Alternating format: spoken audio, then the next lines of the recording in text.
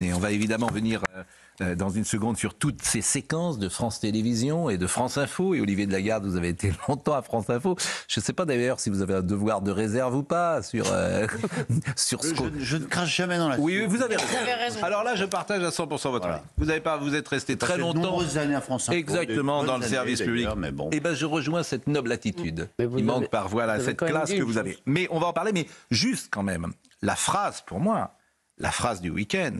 C'est le ministre de la Justice, Gérald Darmanin. Il n'y a plus de lieu safe en France. S-A-F-E, safe en France. Je me permets de dire que c'est ce que certains médias, et pourquoi pas citons-les, CNews, Europe 1 ou le Journal du Dimanche, le disent, contre l'espace médiatique qui accuse depuis des années de pointer du doigt des faits divers. C'est ça la réalité. Là, le réel saute aux yeux de tout le monde et on n'est plus dans le sentiment d'impunité de Monsieur Dupond-Moretti. On est dans cette phrase folle, disons-le, parce qu'elle est vraie, il n'y a plus de lieu safe en France. Donc une fois qu'on a dit ça, ça veut dire quoi ? Il faut mettre du bleu partout, il faut mettre des militaires partout, il faut faire quoi ? Moi, je vous pose la question, s'il n'y a plus de lieu safe en France. Alors, ce week-end, juste ce week-end... Vous n'allez pas dire safe tout le temps, vous pouvez dire sûr quand même. Oui, mais sûr, il n'y a pas... Bon. Alors, ce week-end... Des policiers agressés à Drancy alors qu'ils luttaient contre un rodéo urbain. Mais pour la députée Clémentine Autain, il faut en finir avec l'impunité en matière de violence policière. À Albi, un homme a été tué à coups de machette à la sortie d'une boîte de nuit. En Gironde, un élu municipal a été violemment agressé ce week-end en tentant d'arrêter un rodéo urbain. À Valenton, un adolescent a été blessé à coups de machette. Et le père d'un entrepreneur en crypto-monnaie enlevé en pleine rue à Paris, séquestré dans une maison, le doigt sectionné. Les 72 dernières heures. Donc... Mais en fait, M. Darmanin dit une chose que tout le monde sait, sauf les médias. Sauf les médias qui ne veulent pas en parler depuis des années. Parce qu'évidemment, ça ferait le jeu du Front National. Ah ben c'est lundi, vous avez le droit de vous réveiller quand même. Non, moi, ou alors moi je veux bien parler tout seul, mais c'est pas le concept de l'émission. Moi je veux bien. Ah bon? C'est marrant. Vous qui faites la revue de presse tous les matins. Si vous voulez qu'on réponde, il faudrait poser une question. Là, en fait, vous faites un édito, donc on l'écoute. C'est pas un édito. L'édito est terminé. Non, c'est pas un édito, Olivier. Je dis, je prends la phrase de Gérald Darmanin et je dis, une fois qu'on a dit ça, si vous dites, vous avez un cancer, parce que c'est ça qu'il nous dit, mais moi j'attends le diagnostic, il est posé. Mais qu'est-ce qu'on fait ? On attend le traitement. Alors, deux choses. Olivier de Lagarde. D'abord, sur ce que dit Gérald Darmanin. Gérald Darmanin, c'est quand même un constat d'échec invraisemblable. Parce que là, il parle en tant que ministre de la Justice, mais enfin, il a été ministre de l'Intérieur pendant des années. Si la France n'est plus sûre aujourd'hui, il a quand même une part de responsabilité. Deuxième chose, moi, je ne pense pas qu'il n'y ait plus d'endroit safe, pour reprendre l'expression ministérielle, en France. Je pense qu'il y en a. Mais je pense que le problème, justement, c'est qu'il y a des zones qui sont aujourd'hui, et de plus en plus nombreuses, des zones considérées comme des zones de non-droit. Oui, bon, écoutez, il y a 10 ans, on disait ça, donc allez, on passe à autre chose, parce que ça, c'est pas vrai. Non, mais Olivier, maintenant, ça passe dans les petites villes, c'est ça qu'il veut dire. Mais il y a des zones de non-droit, vous allez me dire tout ce qu'on dit pendant 20 ans. Ce n'est pas vrai, il y a des zones. Pardon, mais c'est Olivier. peut-être parce que, justement, toute la France n'est pas concernée par ces problèmes. Mais si, toute la France, justement, c'est ce qu'on vous dit. Mais non, mais ce qu'il y a de nouveau, justement, Olivier, ce qu'il y a de nouveau, c'est précisément... Et ça, c'est un discours qui a 20 ans. Que c'est maintenant vrai dans des petites villes. Vous entendez parler de rodéo à voix de Pointe-Ville, ici, de narcotrafic. Vous entendez parler maintenant. Et c'est ça qui est nouveau. En fait, quand il dit qu'il n'y a pas de lieu sûr, pardonnez-moi de parler français quand même, je ne comprends pas pourquoi il dit safe d'ailleurs, ça m'agace. Il veut dire qu'en réalité...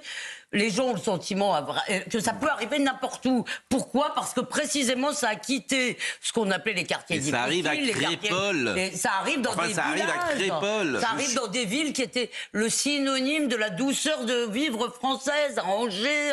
Vous allez à Angers, ça va encore. Pardon. Pourquoi me tomber dessus, me parler de Crépol, de vieux barbons, mais votre logiciel a 20 ans. Vous me dites, oui, bien sûr, il y a des zones de non-droit, tout le monde le sait, mais on est au-delà des zones de non-droit. Les zones de non-droit, c'était il y a 20 ans. Aujourd'hui, on est à Rennes et à Nantes où on peut plus se balader dans le centre-ville. La nuit. Il y a une chose intéressante dans ce que dit Olivier, c'est que en 2021, Gérald Darmanin disait il n'y a pas de zone de non-droit dans notre pays, il y a des endroits difficiles. Et c'est vrai qu'en l'espace de 4 ans, il est passé d'une déclaration où il disait il n'y a pas de zone de non-droit, pas une seule, à la déclaration complètement diamétralement opposée, consistant à dire qu'il n'y a pas un seul endroit qui serait un endroit safe en France. Est-ce qu'il n'y a pas entre les deux un juste milieu? Est-ce que c'est lui qui a changé d'avis? Est-ce que c'est la France qui a changé en l'espace de 4 ans? Alors, et c'est d'ailleurs peut-être ça le problème. C'est qu'il y a des... Je peux vous donner des arrondissements ça peut vous arriver même dans le 7e arrondissement. J'habite le 7e arrondissement et je peux excusez-moi. Écoutez, moi je veux bien que vous me parliez du... C'est pas un coup de bord. Eh ben, je veux bien que vous me parliez du 7e arrondissement. Coralie Dubost était en terrasse il y a 2 ans au coin de l'avenue Bosquet. Elle s'est fait agresser, voler bijoux. Elle était avec son compagnon, etc. Donc ce que vous dites est faux. Non, mais ensuite, attendez, mais il n'y a pas partout, effectivement. Non, je vais vous dire, il y a quelqu'un qui m'envoie les meurtres à Saint-Pierre-et-Miquelon. Bon, voilà. Ah ben justement non. Il y a quelqu'un, c'est marrant que vous parliez de ça, il y a quelqu'un qui me dit, il a raison, c'est Saint-Pierre-et-Miquelon, c'est safe. Donc vous voyez, je me souviens pas. Enfin bref, on va pas en parler pendant. Moi, ce qui m'intéresse, je vais vous dire, ce qui m'intéresse, c'est simplement, c'est que le réel saute aux yeux. Ça fait des années qu'on le dit, les politiques sont en retard, ils voulaient pas en parler, ou mal en parler, etc., etc. Et je vous parle pas de l'espace médiatique qui veut. Vous avez entendu parler à Albi, un homme a été tué à coups de machette à la sortie d'une boîte de nuit? Vous avez entendu parler de ça sur France Télévisions? Bah justement, tiens, France Télévisions, on va en parler avec ce qui s'est passé. Liberté d'expression, moi je trouve ça formidable. Vraiment, ils ont tous les droits. Elle est à sens unique sur France Télévisions. Si, ils ont tous les droits. Non, pas le service public. Non. Moi, j'insiste, le service public a en plus des autres une obligation de pluralisme. Alors, Monsieur Paul de Saint-Cernin, c'est intéressant d'ailleurs pourquoi ils font ça. C'est très intéressant parce qu'ils donnent des gages. C'est des fonctionnaires de petites blagues. Donc tu donnes des gages, parce que si tu veux rester en place, il faut bien taper dans le même sens. Donc écoutez ce que disait Paul de Saint-Cernin à Louis Sarkozy, qui a été formidable d'ailleurs de classe, et c'est lui qui est sorti grand vainqueur de cet échange. Léa, tu sais que ton père c'est un voleur? Parce qu'il a pris toutes les étoiles dans le ciel, il les a mises dans tes yeux. Louis, tu sais que ton père c'est un voleur? Voilà, c'est tout. Vous avez le droit de sourire. Moi, je vais vous dire... C'est minable. Mais bien sûr que c'est minable. Et j'avais de la peine pour Louis Sarkozy. Alors, et qu'a tweeté d'ailleurs, qui a dit « Merci monsieur, Léa n'est pas une femme méchante », a-t-il tweeté. L'émission était plutôt amusante. Le jeune humoriste a sans doute ressenti l'obligation de dire ce genre de choses, sans quoi il aurait été attaqué par son propre clan. La qualité des blagues était comme prévu, parfaitement à son niveau. Laurent Wauquiez a tweeté « Séquence consternante de bêtises crasses et de cruauté. Bravo à Louis Sarkozy d'avoir su conserver son flegme. » Et vous avez également notre excellente consoeur Eugénie Bastier qui a dit « Je découvre Paul de Saint-Cernin, ancien boy scout de la haute bourgeoisie, devenu servant de messe ricaneur sur le service public. Le pire, c'est Léa Salamé, doucereuse inquisitrice du politiquement correct et sa mansuétude impériale. Vous avez le droit de sourire. » C'est bien écrit, hein, ce que dit... Elle a été particulièrement, franchement... dans son genre de l'homélie de sœur Léa à Nicolas Bedos. Je vous invite parce que vous avez changé, parce que vous vous soignez. Non mais j'ai cru que j'allais halluciner. Je vous invite parce que je sais que maintenant vous êtes un autre. Mais quand même, vous comprenez que vous comprenez que pour les féministes, vous n'avez pas le droit d'être là. Donc en gros, disparaissez donc 6 pieds sous terre. Mais c'était insupportable à regarder, insupportable. Pardon. Non mais alors je m'emballe, mais non mais j'ai lu le livre de Nicolas Bedos ce week-end. Et évidemment, je n'imagine pas un monde artistique sans Nicolas Bedos. Et bien sûr que ça ne justifie, ça n'excuse absolument pas. Il a une peine et il l'accepte lui-même. Donc il n'y a même pas de discussion. Simplement, il y a des gens qui n'ont pas le droit à une seconde chance parce qu'ils ont fait. Et il y a des gens qui ont le droit à une seconde chance. Et je pense que Nicolas Bedos entre dans cette catégorie. Donc j'espère qu'il pourra de nouveau tourner parce qu'il a beaucoup plus de talent que les autres, beaucoup plus de créativité que les autres, beaucoup plus d'inventivité que les autres. Je peux dire un truc qui va vous choquer ? Non. Dites-le. Non mais en plus elle lui a répété 10 fois avec un air dramatique. Est-ce que vous vous rendez compte que vous avez fait du mal ? On dirait à la fin je me dis mais il a tué qui ? Non mais d'accord, c'est pour ça que je vous répète, il y a des gens qui n'ont pas le droit de revenir dans l'espace public. Je pense à Bertrand Cantat, bien évidemment. Oui, là, ils n'ont pas le droit de revenir dans l'espace public. Et il y a des gens qui ont le droit ou qui méritent de revenir dans l'espace public, et Nicolas Bedos en fait partie. Mais il y a un principe. Si j'étais producteur, son talent m'intéresserait. Il y a un principe qui est quand même au cœur de de la promesse républicaine, c'est le tout début des Misérables. C'est quand Jean Valjean il sort du bagne et que tout le monde le renvoie à la faute qu'il a faite, entre guillemets, au fait qu'il est un ancien bagnard et que donc on lui refuse toute possibilité d'une seconde chance. Dans la République, quand quelqu'un commet un délit ou un crime, qu'il purge sa peine, une fois qu'il l'a purgé... Oui, ça dépend quel crime, hein, si vous me permettez. Moi, je pardonne pas à tout le monde. Hein. Je pardonne pas à Bertrand Cantat. Pardon. La question de la réincertion sociale, c'est que quand quelqu'un a purgé sa peine, on ne le renvoie pas systématiquement à ce qu'il a pu faire par le passé, surtout s'il exprime un repentir. Je partage... Alors, on n'est pas d'accord, c'est pour ça qu'on parle. Bertrand Cantat, je ne veux pas le revoir dans l'espace public. Ah oui, non, ça, moi non plus. Bon. Mais la promesse républicaine, ensuite, c'est celle-ci. Pour tout le monde, pas que pour les artistes. Vous voulez le deuxième passage que je voulais vous montrer? Le deuxième, c'est intéressant, Sarah Salman. De repenti, parce que Nicolas Bedos, il dit clairement, j'ai changé, je ne bois plus, je me suis soigné. Mais finalement, on lui dit, la société ne vous pardonnera pas. Donc il pourrait aussi aller au bistrot et continuer, puisque dans tous les cas... Non, parce qu'il va revenir. Dans tous les cas, c'est ce qu'elle lui a dit, elle a raison. Aux États-Unis, quand vous exprimez un regret, on vous pardonne tout de suite. Votre mea culpa, si on vous pardonne... Kevin Spacey, on lui a pardonné. Globalement, non mais on Sarah, vous pardonne. il va revenir, il reviendra parce que, voilà... Oui, et sur ce que disait Elisabeth, parce que son talent quand on écoute mérite. Léa Salamé, on a l'impression qu'il a fait des choses extrêmement graves, qu'il a violé. Oui, on dirait qu'il a tué père et mère. Hein. Oui, il a commis une agression sexuelle. Attendez, c'est une main aux fesses, oui, c'est une agression. On s'en remet. Je veux dire, il faut arrêter de dire que c'est un traumatisme à vie, quand même. Je salue nos amis corses. Merci, je salue nos amis corses, et notamment Stéphane Leca qui me dit la Corse et Cef, Ajaccio et Bastia sont sûrs. Bah, c'est vrai. Oui. Bon, il y a quand même quelques attentats en Corse. Dans cette société, quand même, non, il y en a vous êtes dans le déni à chaque fois. Bon, déchristianiser, ce qui est amusant, c'est de voir, pour en revenir à l'histoire Bedos, de voir à quel niveau on est revenu. Et c'est drôle parce que maintenant, on va à confesse. Et pour être pardonné, il faut venir à confesse et dire j'ai péché, j'ai changé. C'est pas confesse, parce que confesse, pardonnez-moi encore de vous contrer, confesse c'était pas en public. Vous avez envie de... Mais parce que confesse, c'est pas du tout ça. Confesse, c'était pas en public. Là, c'est le procès de Moscou. On vient au milieu et on se dit... On s'autoflagelle. Mais en tout cas, il y a quelque chose... Pardonnez-moi, c'est l'autocritique, camarade. Oui, mais alors, là, j'admets que vous avez raison. Mais les confesses, c'était justement, c'est toute la sphère privée, confesse. T'allais voir le prêtre et tu disais, j'ai mal parlé Olivier de Lagarde. Ah bon? Disait le prêtre. Mais pourquoi vous avez fait ça? Mais parce que je m'en repens, Seigneur, j'ai mal parlé, je l'ai contré. C'est pas grave, vous ferez 3 patères. C'est la différence entre le catholicisme et le protestantisme. La transparence, la confession privée versus la transparence de la confession. Enfin, c'est surtout, non mais... Mais il y a quelque chose d'intéressant dans la démarche de Nicolas Bedos, c'est que on aurait pu s'attendre qu'on en parle, ou bien à ce qu'il relativise ce qui lui était arrivé, ou bien là, il a à ce qu'il dise j'ai fait des actes qui étaient pas bien, qui ont été punis, mais qui ne reflètent pas ma personne. Et ma réputation, tout ce que mes ennemis ont pu dire de moi, etc., depuis 2 ans. C'est difficile de dire qu'on a fait des choses qui ne reflètent pas. Les gens sont ce qu'ils font. Oui, mais on peut dire, en tout cas, ça aurait pu. C'est une ligne de défense de beaucoup de gens, de dire j'ai fait l'équivalent d'un dérapage dans le comportement et ça ne reflète pas ma personne profonde. C'est ce qu'avait dit Lionel Jospin quand il avait attaqué Chirac. Il avait dit ça ne me ressemble pas. Voilà. Oui, mais tu l'as dit. Je suis désolé, les gens sont ce qu'ils font. Mais en tout cas, Nicolas Bedos, il a dit ces actes-là. Exprimait quelque chose de moi-même, ma réputation reflète quelque chose de moi-même, il y avait quelque chose d'original dans sa démarche. Il l'a dit très justement, en clair, il se croyait tout permis, parce qu'il était beau, jeune, talentueux, etc. Voilà, il se croyait tout permis. Non, on ne se croit pas tout permis dans la vie. Deuxième passage, de quelle époque? Alors, évidemment, au nom de la liberté d'expression, on a le droit de ricaner du pape. On a le droit. Oui. C'était, honnêtement, autant la première blague, si j'ose dire, était méchante, autant celle-là a un mérite. Elle est drôle. Elle est drôle. Moi, j'ai trouvé ça, drôle. Bon, l'humour, c'est toujours subjectif. Et franchement, je pense pas que les catholiques soient choqués. Ils en ont vu bien d'autres. Croyez-moi, les catholiques.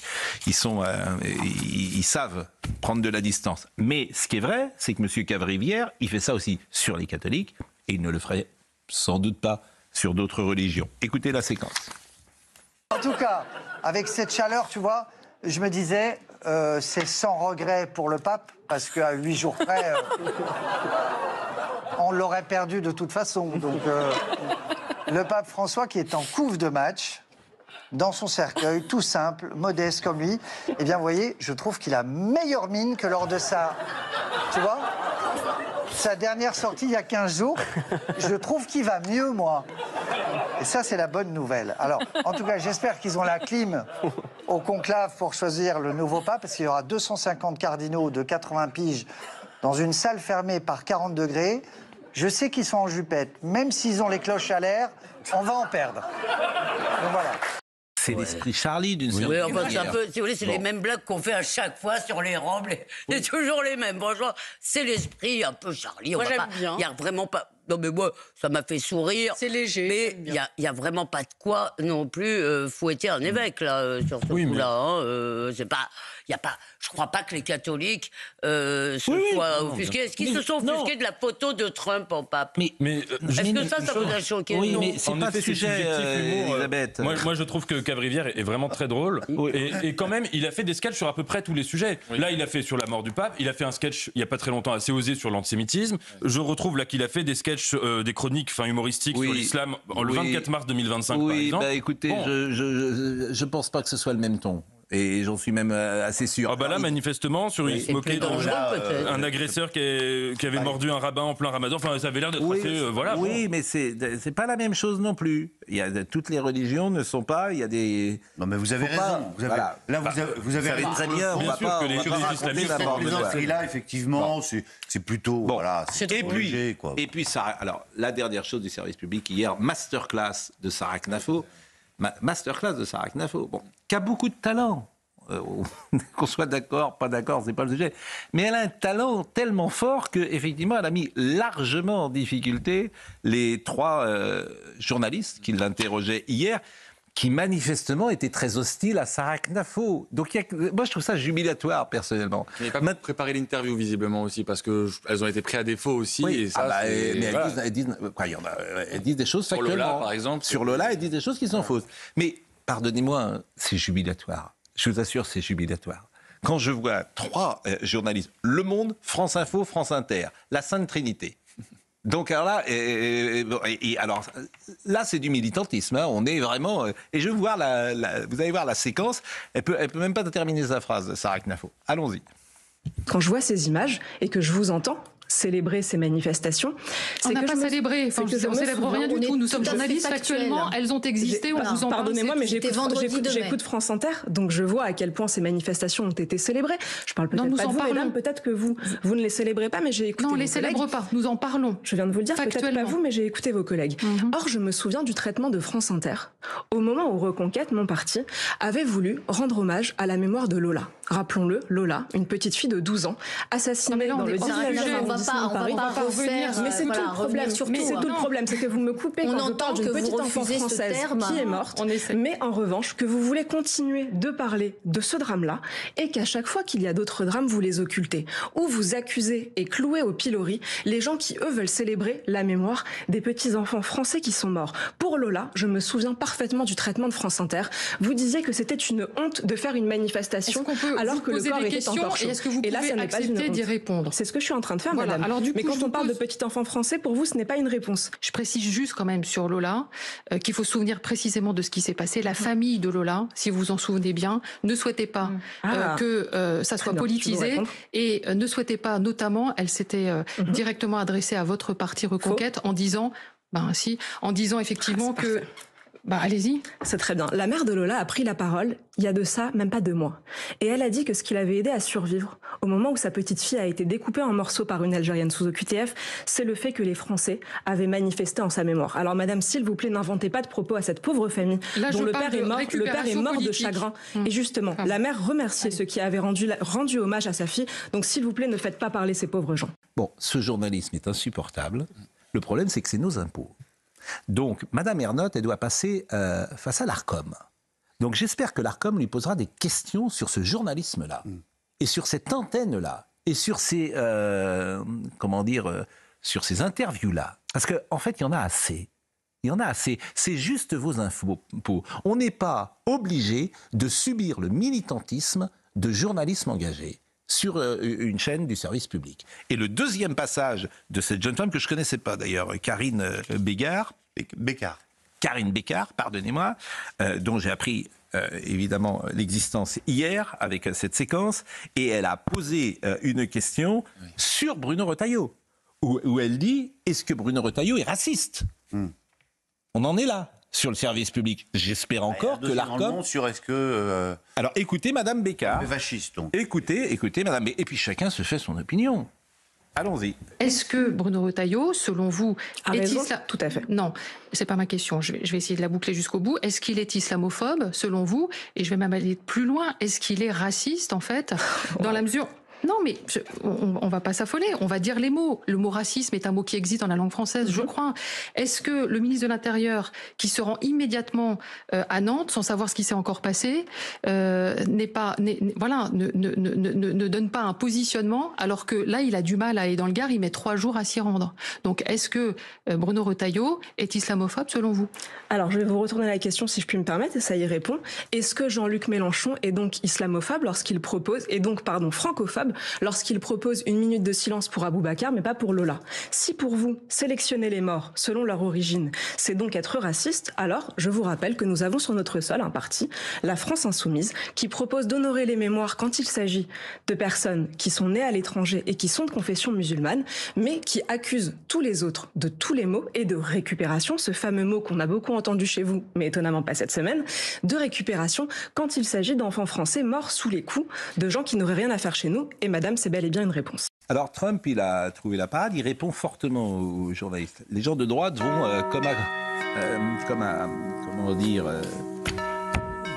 ils vont à genoux quasiment parfois, France Inter et à Cadossa. Voilà, je cherchais. Tellement peu invités que... Non, ils sont invités d'ailleurs, mais c'est un ton. C'est-à-dire que vous interrogez pas les gens de la même manière. Mais moi, j'aime pas le domicile. Je vous assure, la liberté d'expression, très bien. C'est juste nos impôts. Vous avez vu le ton.